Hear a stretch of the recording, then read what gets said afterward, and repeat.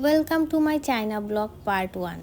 আমরা আজকে চায়নার ফার্স্ট ডেতে কী করেছি সব কিছু আপনাদের সাথে শেয়ার করব। আমাদের ফ্লাইট ছিল রাতে এবং আমরা পৌঁছেছি একদম সকাল সকাল, প্রায় সকাল 7টার দিকে পৌঁছে আমাদের হোটেল থেকে কমপ্লিমেন্টারি ব্রেকফাস্ট ছিল। যদিও ব্রেকফাস্টগুলো আমি কিছুই খেতে পারি না, এগুলো একটাও মনের মতো ব্রেকফাস্ট ছিল না। এখানে চাউমিন ছিল, বাট চাউমিনটা টেস্ট ছিল না।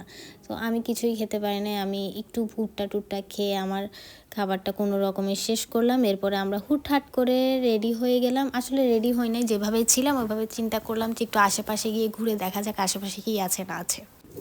বর্তমানে আমরা আছি চায়নার গুজেন শহরে। এই শহরকে বলা হয় বিশ্বের লাইটিং ক্যাপিটাল। এখানে হাজার হাজার লাইট শোরুম, ফ্যাক্টরি আর এক্সপোর্ট সেন্টার আছে। চলেন দেখি কেমন এই শহর।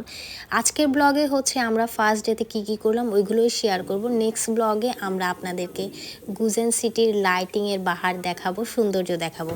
ও হ্যাঁ, আরেকটা কথা বলি, চায়নাতে এসে কিন্তু নতুন একটা সংসার শুরু করেছি আমি। দেখতেই পাচ্ছেন চায়নাতে কিন্তু আমরা রান্নাবান্না স্টার্ট করে দিয়েছি আসা মাত্রই। এটা ছিল আমরা যাদের সাথে গিয়েছিলাম তাদের একটা ফ্ল্যাট ছিল ওইখানে। আমরা ওই ফ্ল্যাটে কিছু রান্নাবান্না করেছিলাম, যেহেতু ফার্স্ট ডে ছিল। খাবার দাবারগুলো মোটেও পছন্দ হচ্ছিল না, খাওয়ার মতো কিছুই ছিল না। সো আমরা কিন্তু ওইভাবে প্ল্যান করে গিয়েছিলাম, বাংলাদেশ থেকে খাবার নিয়ে গিয়েছিলাম, শুকনো খাবার, ডাল, চাল। মানে এটা মাথায় ছিল যে কোনো রকম খিচুড়ি রান্না করে যাতে খেতে পারি, ওই জন্যই কিন্তু খিচুড়ি রান্নার প্রিপারেশান চলছিল। রান্নাটা যদিও আমি করি নাই, রান্নাটা আমার জামাই করছিল এবং লাইফে ফার্স্ট টাইম সে খিচুড়ি রান্না করছিল, তাও চায়নাতে গিয়ে। সো বলতেই পারেন চায়নাতে এটা হচ্ছে আমাদের নতুন একটা সংসার। যাই হোক, খিচুড়ি রান্নার প্রিপারেশান চলছে এবং খিচুড়িতে একদম মাংস, কিন্তু এগুলো গরুর মাংসগুলো বাংলাদেশ থেকে নিয়ে গিয়েছিলাম আমরা। এখানে একদম কুচি কুচি করে মাংসগুলো দিয়ে দিয়েছিলাম এবং খিচুড়িগুলো এখন মাখানো হচ্ছে। মাখানোর পরে আমরা আবার এখানে কিন্তু রাইস কুকারও নিয়ে গিয়েছিলাম। সো রাইস কুকারে সব কিছু মাখায় এরপর খিচুড়িটা বসিয়ে দেওয়া হয়েছিল। সো মোটামুটি একদম দুজনই পেট ভরে তখন খেয়ে নিয়েছিলাম। এটা হচ্ছে মূলত তখন হয়তো দুপুর 12টা বা 1টা বাজে এরকম সময় হবে। সো আমাদের প্ল্যানিং ছিল আজকে দূরে ট্যুরে কোথাও যাব না, আজকে হচ্ছে আশেপাশে যে জিনিসগুলো আছে ওগুলো এক্সপ্লোর করব। সো রান্নাবান্না শেষ করার পরে, খাওয়া দাওয়া শেষ করার পরে আমি মোটামুটি রেডি হয়ে গেলাম। রেডি হয়ে আমরা দিদিকে কল দিলাম। আর চায়নাতে হচ্ছে দিদি আছে, আমাদের দেশে যেরকম উবার আছে, পাঠাও আছে, ওইখানে হচ্ছে দিদি অ্যাপসের মাধ্যমে আপনি গাড়ি ভাড়া করে যে কোনো জায়গায় চলে যেতে পারবেন। এই যে আমাদের দিদির মাধ্যমে গাড়িটা আমরা ডেকেছিলাম এবং গাড়িটা চলে আসছে। এই তো দেখতে পাচ্ছেন আমি গাড়িতে উঠে যাচ্ছি।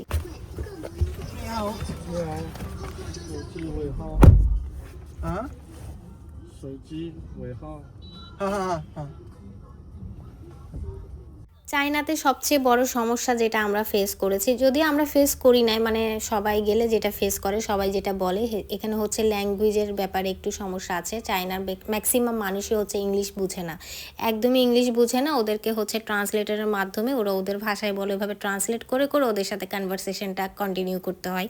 সো আমরা এই পর্যন্ত যত দিদিতে উঠেছি আমরা কিন্তু ওইভাবে ট্রান্সলেটরের মাধ্যমে ওদের সাথে কনভারসেশনগুলো আমাদের কন্টিনিউ করতে হয়েছে। আমরা মূলত আসছিলাম, আমি বলেছিলাম যে আশেপাশে কিছু এক্সপ্লোর করব, খুব বেশি দূরে যাব না, আমার জামাইকে বলেছিলাম। সো ও হচ্ছে ওইখানে সার্চ করে দেখলো আশেপাশে একটা খুব সুন্দর একটা পার্ক আছে। সো আমরা এই পার্কটাতে চলে এসেছি। এটা হচ্ছে আমরা আস্তে আস্তে প্রায় বিকালের টাইম হয়ে গিয়েছে এবং এই পার্কটাতে এসে দেখলাম এখানে পিচ্ছি বাচ্চাদেরকে নিয়ে ওদের গার্ডিয়ানরা আসে, প্যারেন্টসরা আসে এবং ওদেরকে খেলার জন্য সুযোগ দেয়, বিভিন্ন রকম ও অ্যাক্টিভিটি করে। এরপর হচ্ছে যারা বয়স্করা আছে তারা ওয়াকিং আসে। তো খুবই কাম একটা জায়গা ছিল, এটা খুবই ভালো লাগছিল আমার এবং খুবই শান্তশিষ্ট ছিল জায়গাটা। সো আমার কিন্তু ভালোই লাগছিল। আমি আগেও বলেছিলাম গুজেন হচ্ছে লাইটিংয়ের শহর। এখানে হচ্ছে যারা হচ্ছে লাইটের বিজনেস করে, যারা লাইটের সাপ্লায়াররা আছে, তারা হচ্ছে এই শহরে আসে তাদের বিজনেসের মালামাল নিতে। তারপর এখান থেকে অনেক লাইট আমাদের দেশে বলেন বিভিন্ন দেশে যায়। সো আমরা কিন্তু ফার্স্টে গুজেনেই নেমেছিলাম। যেমন আমি এখন বর্তমানে আছি কিন্তু গুজেন সিটিতেই, এটা দেখতে পাচ্ছেন, এটা গুজেন সিটিরই একটা পার্ক। সো পার্কটা অনেক সুন্দর ছিল।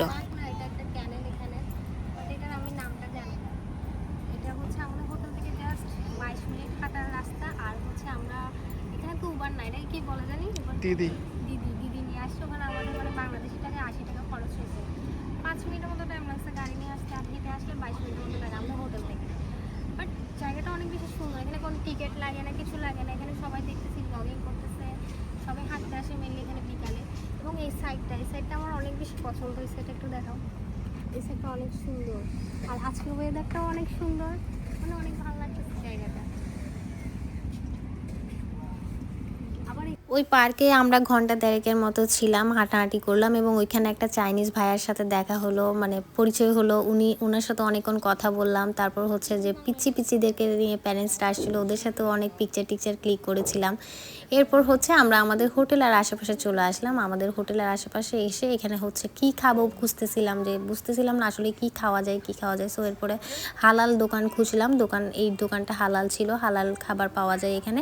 সো এখান থেকে আমরা চিকেন নিয়ে নিলাম।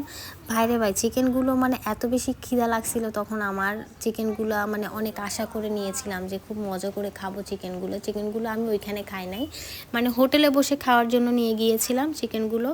হোটেলে আসার পরে চিকেনগুলো মুখে দেওয়ার পরে মানে মনটাই খারাপ হয়ে গেছে, কারণ হচ্ছে এই চিকেনগুলো একদম মিষ্টি মিষ্টি ছিল। এই শপের যে মেয়েটা ছিল, মেয়েটা অনেক বেশি ভালো ছিল। মেয়েটা আমরা যে চিকেন নিয়েছিলাম ওইটা ছাড়াও সে আমাদেরকে কমপ্লিমেন্টারি কি জানি একটা দিয়েছিল, চিকেন পপস বা সামথিং, আমার নামটা এই মুহূর্তে মনে পড়ছে না। সো যাই হোক, ওইটা বেশি ভালো ছিল। বাট যেটা আমরা কিনে নিয়েছিলাম খুব মজা করে খাবো মনে করেছিলাম, ওইটা একদম মিষ্টি মিষ্টি ছিল চিকেনের টেস্টটা। সো আমার একটুও ভালো লাগে নাই, পেট ভরে খেতেও পারি নাই। সো আমরা আরেকটা বুদ্ধি করেছিলাম, চায়নাতে যাওয়ার আগে আমরা হচ্ছে কাপ নুডলস নিয়ে গিয়েছিলাম। সো আমরা কিন্তু যখন দেখলাম যে চিকেনগুলো খাওয়াই যাচ্ছে না, তখন হচ্ছে আমি একটা কাপ নুডলস বানিয়ে খেয়ে নিয়েছিলাম। আর এখানে দেখেন, আমরা হোটেলে যাওয়ার আগে এখানে কিন্তু আরেকটা সুবিধা আছে, সেটা হচ্ছে এখানে যে সাইকেলগুলো আছে এগুলো রাস্তায় এভাবে পড়ে থাকে, ওগুলো আপনি স্ক্যান করে আপনি সাইকেলগুলো ভাড়া নিতে পারবেন। মানে আপনি এক লোকেশন থেকে আরেক লোকেশনে এই সাইকেলগুলো নিয়ে যেতে পারবেন। আপনাকে আবার ওই লোকেশনে পৌঁছাই দেওয়ার কোনো প্যারা নাই। আপনি যেই লোকেশনে যাবেন ওই লোকেশনে ওই সাইকেলটা আবার ওইভাবে রেখে দিবেন। ওইটা নেক্সট আরেকজন যার প্রয়োজন হবে সে ওইখান থেকে আবার স্ক্যান করে নিতে পারবে। এই সুবিধাটা আমার অনেক বেশি ভালো লেগেছে। যাদের পার্সোনাল কোনো ভেহিকেল নাই তারা কিন্তু খুব ইজিলি এক জায়গা থেকে আরেক জায়গায় যেতে পারে এভাবে।